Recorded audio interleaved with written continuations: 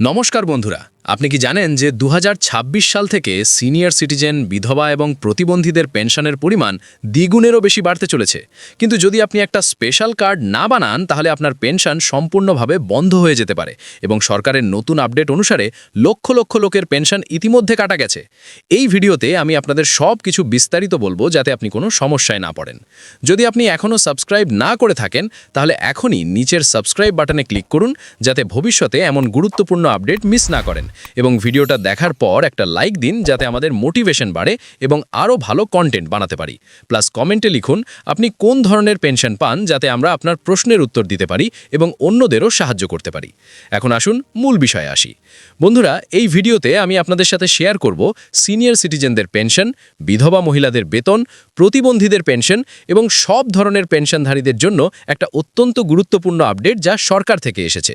এবং এটা এমন যে প্রত্যেক পেনশনধারীকে একটা নতুন কার্ড বানাতে হবে, যা সম্পূর্ণভাবে বাধ্যতামূলক।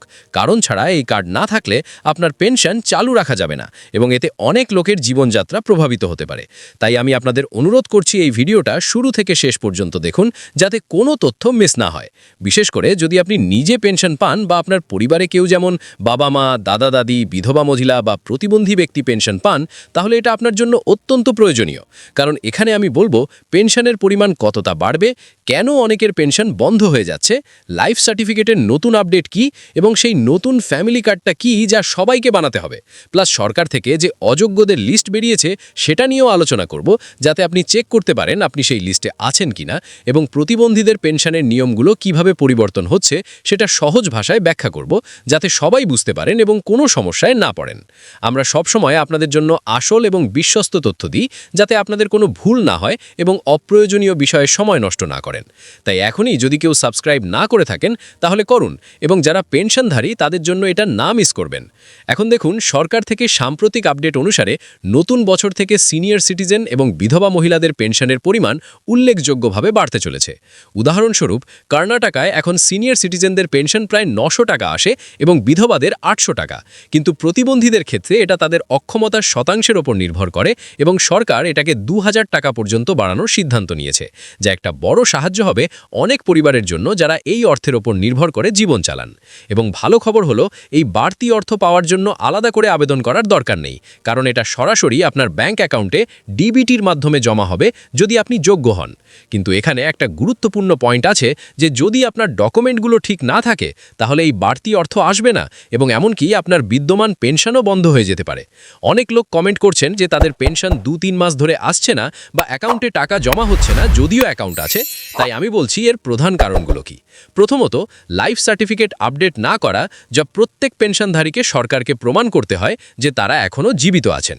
দ্বিতীয়ত, ব্যাংক অ্যাকাউন্ট ইনঅ্যাক্টিভ হয়ে যাওয়া, যদি লম্বা সময় ব্যবহার না করেন, তাহলে অ্যাকাউন্ট ফ্রিজ হয়ে যায় এবং টাকা আসে না। তৃতীয়ত, আধার কার্ড ব্যাংকের সাথে লিঙ্ক না থাকলে ডিবিটি ফেইল হয় এবং টাকা আসে না। চতুর্থত, ফ্যামিলি ডিটেলসে মিসম্যাচ থাকলে, যেমন পরিবারের সদস্যদের তথ্য ভুল থাকলে সমস্যা হয়। তাই এগুলো চেক করুন এবং ঠিক করুন, যাতে আপনার পেনশন নিয়মিত আসে। এখন লাইফ সার্টিফিকেট নিয়ে সরকারের নতুন আপডেটটা খুবই গুরুত্বপূর্ণ, কারণ এটা ভিডিওর সবচেয়ে ইম্পর্টেন্ট পার্ট। লাইফ সার্টিফিকেট হলো একটা প্রমাণপত্র, যা দেখায় আপনি জীবিত আছেন, এবং এটা সাধারণত বছরে একবার জমা দিতে হয় ব্যাংক শাখায় বা বাপুজি সেবা কেন্দ্রে বা সেবা সিন্ধু পোর্টালে অনলাইনে। এমনকি কিছু ব্যাংকে ভিডিও কলের মাধ্যমে বা ব্যাংকের কর্মীরা বাড়িতে এসে নিতে পারেন।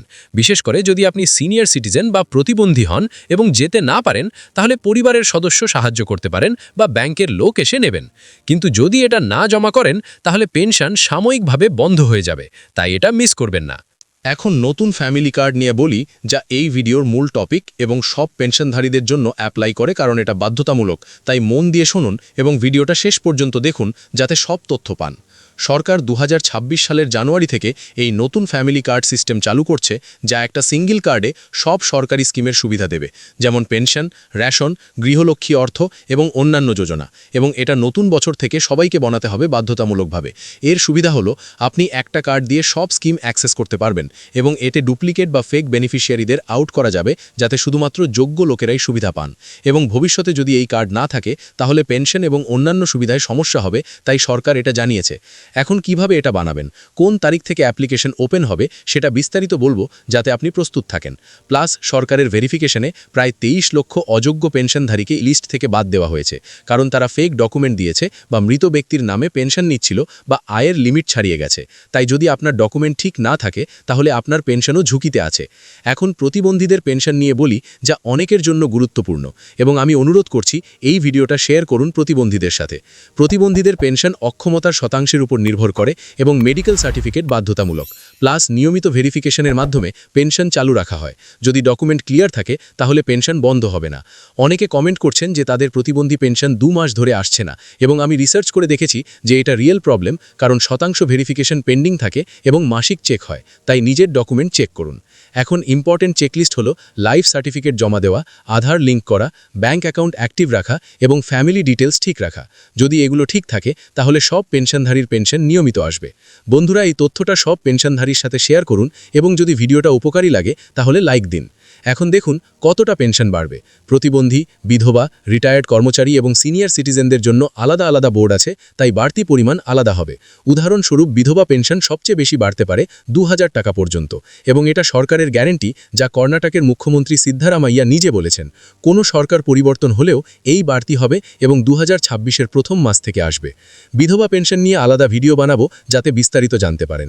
এখন ফ্যামিলি কার্ডের অ্যাপ্লিকেশন এখনও ওপেন হয়নি, কিন্তু 2026 জানুয়ারি থেকে ওপেন হবে এবং সবাইকে তাড়াতাড়ি বানাতে হবে, কারণ এটা বাধ্যতামূলক।